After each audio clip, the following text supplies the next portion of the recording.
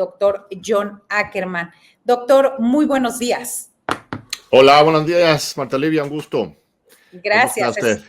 Gracias, es un gusto tenerlo aquí, al director del Programa Universitario de Estudios sobre Democracia, Justicia y Sociedad, investigador titular B del Instituto de Investigaciones Jurídicas, doctor en Sociología Política, miembro del ESNI nivel 3 y bueno, un analista y conocedor de la realidad nacional. Doctor, hay varios temas que quisiéramos abordar con usted, pero en particular queremos saber cuáles son las narrativas que usted ha observado, las narrativas de la derecha que han impulsado para desacreditar la reforma al Poder Judicial. ¿Qué es lo que estamos viendo? Y sobre todo a partir del foro del pasado viernes, donde ya ha subido la tensión. Faltan todavía 4 foros. ¿Qué esperar a partir de ahora con esta, una de las discusiones más importantes en el país? Pues hay mucha angustia, mucha preocupación, mucha incertidumbre de parte de los que hoy ocupan las posiciones más importantes del Poder Judicial, desde los jueces de distrito hasta los ministros de la Corte. No es universal, hay excepciones, pero en general pues están protegiendo sus trabajos, sus trayectorias, lo que ellos consideran la autonomía y la independencia judicial. Estas voces pues son normales en cualquier proceso de cambio, ¿no? Quienes están en un lugar pues temen por lo que podría ocurrir después, y los que todavía no llegan a ocupar esos mismos cargos pues todavía no saben exactamente quiénes y cómo van a estar las cosas. Estas dinámicas son muy, muy típicas. Pero no deberían distraernos del tema de fondo. El tema de fondo es que el Poder Judicial pues requiere de un cambio, requiere democratizarse, requiere que haya un mejor acceso a la justicia, no solamente para quienes tienen dinero y poder, sino para el pueblo en general. Y un paso hacia ese sentido es que los jueces, los magistrados, los ministros, pues rindan cuentas a la sociedad, y la propuesta que ha puesto sobre la mesa presidente Obrador y la virtual presidenta electa Claudia Sheinbaum es someter estos cargos a elección popular. Pero esto no solo el único elemento de esta propuesta, también existe el tema de el Tribunal de Disciplina Judicial, la Comisión de Administración Judicial autónoma, para que la administración y la organización interna del Poder Judicial y la disciplina, la sanción de conductas irregulares también sea autónoma. Estos 3 cosas, ¿no? Las elecciones y luego estos 2 nuevos órganos independientes, va a generar una nueva dinámica interna dentro del Poder Judicial, rompería con pues la mafiocracia que existe ahí adentro, y no necesariamente implicaría una pérdida de la procuración de justicia, sino más bien todo lo contrario. Tendremos nuevos perfiles de juzgadores. Tendríamos, pues, en principio, la misma ley, la misma constitución, tendrían las mismas reglas para aplicarlas, nada más que sería con otro espíritu más democrático y cercano a la sociedad. Yo creo que está muy bien que se dé el debate público, es necesario, no es cualquier reforma, obviamente sí va a determinar el futuro de México. Entonces, pues qué bueno que la gente hable, que incluso denuncie, que expresen sus preocupaciones, y qué bueno que por el otro lado también haya pues claridad sobre lo que se busca. Por lo que yo entiendo, tampoco es un hecho consumado que se vaya a aprobar la reforma constitucional exactamente como lo presentó Andrés Manuel el 5 de febrero. Entiendo que hay apertura. En el programa que dirijo, Democracia, Justicia y Sociedad de la UNAM, hicimos un programa hace un par de semanas con entrevistas muy extensas con Leña Batres y con Celia Maya, ministra de la Corte y integrante de la consejería del Consejo General de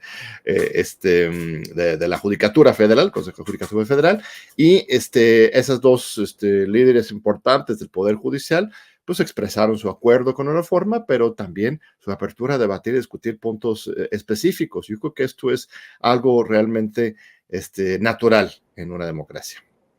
Sí, ¿cuál considera que son los puntos más controvertidos y donde puede haber ahí como más puntos de conflicto? Pues es el tema de la elección, pero dicen, por ejemplo, que solamente en Bolivia se eligen los jueces. Esto es una mentira. Por ejemplo, en los Estados Unidos, pues casi todos los estados de la República tienen algún mecanismo electoral para elegir o ratificar sus ministros de las varias cortes de los estados correspondientes. En Japón ha habido una experiencia en este tema también de ratificación de jueces por medio de elección popular. En nuestra propia historia, en el siglo XIX, tuvimos esta experiencia. Entonces, no es en algunos lados hay hasta juicios por jurado, ¿no? En que incluso el pueblo no solamente elige a los jueces, sino son los que deciden si alguien es culpable o no. Esto, pues no estamos planteando todavía ir hasta allá, es un sistema muy estadounidense, pero es muy interesante porque muchos los que más critican esta reforma, luego son los que más idolatran también al sistema de los Estados Unidos. Entonces algo no checa, da la impresión de que justamente lo que están haciendo es más bien defendiendo el status quo, defendiendo la manera en que las cosas están llevando actualmente, tienen un miedo al cambio. Pero yo creo que esto va a ser un experimento muy positivo que después obviamente se podría ajustar y reformar para ir perfeccionando el mecanismo, pero lo que no podemos hacer es dejar las cosas como están, como si todo estuviera bien en el tema de la justicia en México.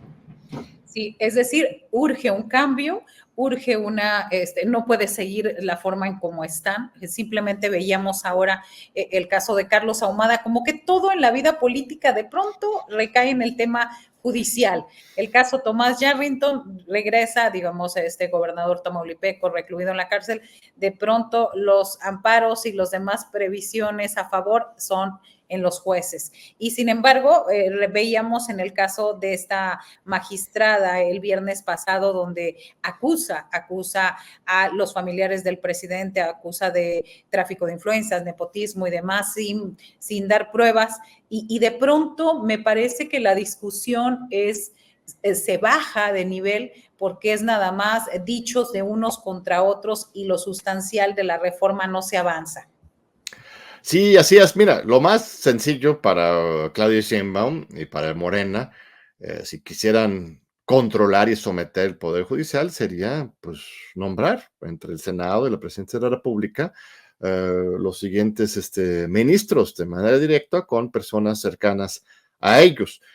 Pero lo que se está poniendo, eso es lo que está proponiendo, no es una resolución de corto plazo, es lo que sería, ¿no? Ir renovando el Pleno de la Suprema Corte con personas más progresistas de izquierda que pudieran diversificar los criterios dentro de la sala superior de Suprema Corte, de pleno pues de la Suprema Corte y también de la sala superior del Tribunal Electoral se plantea esa misma renovación.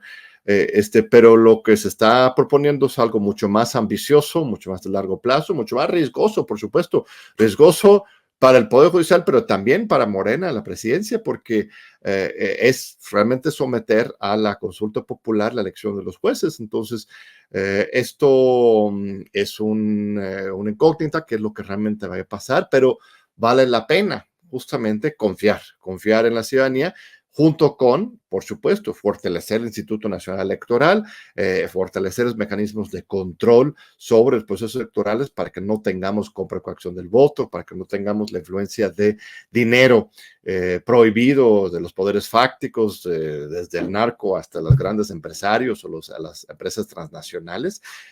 Todo esto tendría que ser muy controlado para garantizar la equidad y la honestidad y la objetividad del proceso electoral, de los muchos procesos electorales que se van a llevar a cabo para la elección de los jueces. Entonces, obviamente no va a ser una solución con varita mágica, pero implica un paso a un otro momento histórico, otro mecanismo para tomar decisiones sobre los jueces y el Poder Judicial, lo cual a mí me parece que vale la pena dar ese paso y, como dices, discutir de fondo la cuestión, no estar distraídos con dimes y diretes, personalidades en particular o asuntos en particular, sino ver para el futuro del Poder Judicial y la democracia en México en general.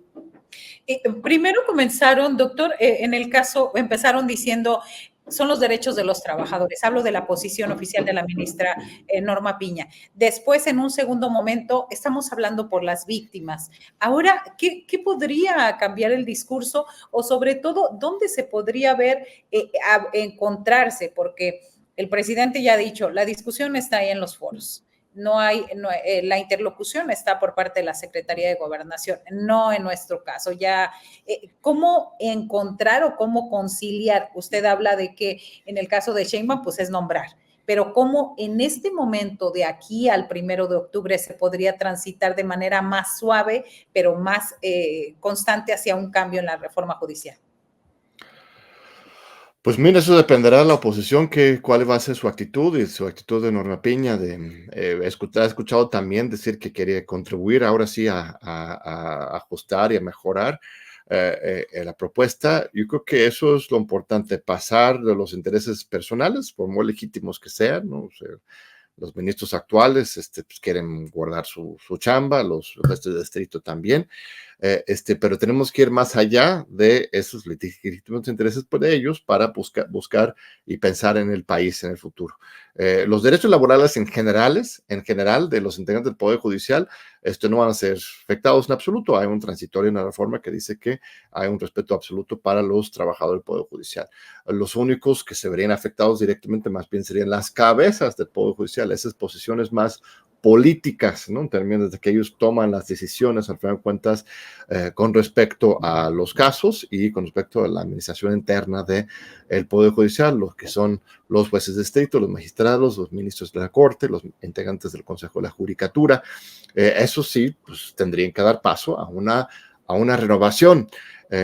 Creo que tienen que tener claro todos esos funcionarios que cualquier posición gubernamental es una posición transitoria y ellos mismos podrán también competir en estas elecciones. Entiendo que no va a haber ningún candado que prohíba que ellos puedan participar y nada más sí importa la forma en que uno llega a esos puestos, ¿no? Ahorita es más bien por amiguismos, hay exámenes, claro, pero también ha habido muchos escándalos, pues compartir incluso reactivos de los exámenes, manipulación de resultados. Se ha mejorado en los últimos años, entiendo, pero eso no garantiza un poder judicial autónomo y profesional.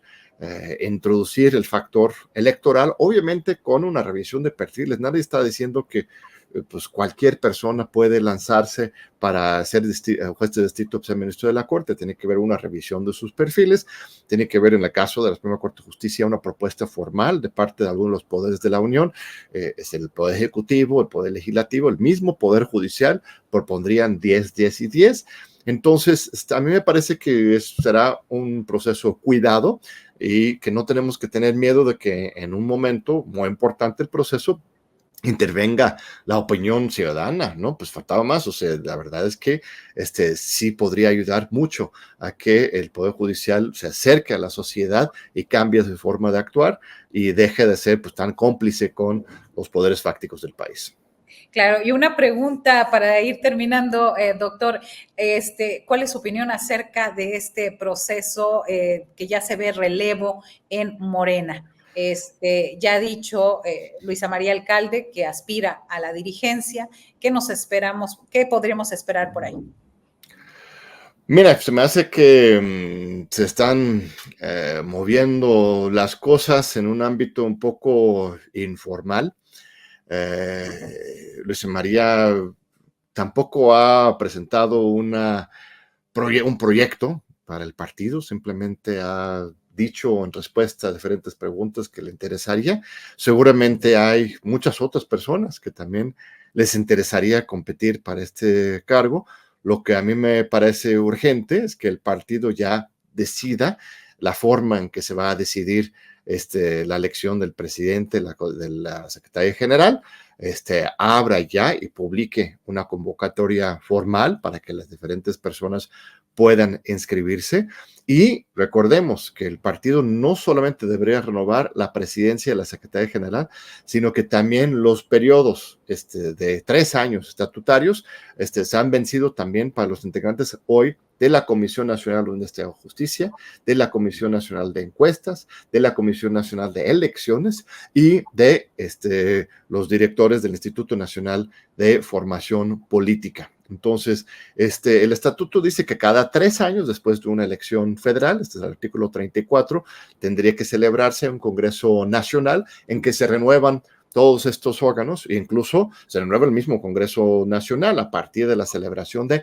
asambleas distritales, asambleas estatales, etcétera. Los estatutos de Morena pues hablan de un movimiento partido y en este sentido de renovación cada 3 años, esto es lo que tendría que pasar. En el pasado no ha ocurrido así, siempre buscan o encuentran algún pretexto para que no se echen a andar esos procesos de participación. Se aplazó muchos años hasta 2022, que por fin se celebró un Congreso Nacional, se renovaron las carteras, casi todas las carteras del Comité Ejecutivo Nacional y del Consejo Nacional, menos la presidencia y la Secretaría General, que quedaron pendientes justo para este año. Entonces, dentro del CEN, esos 2 cargos son los que están en disputa, pero insisto, hay muchos otros cargos que tendrían que estar renovando. Moreno no debería estancarse, sino estar siempre renovando sus cuadros, sus liderazgos, y estos procesos deberían ser, pues, de acuerdo con las reglas estatutarias, de manera democrática y participativa.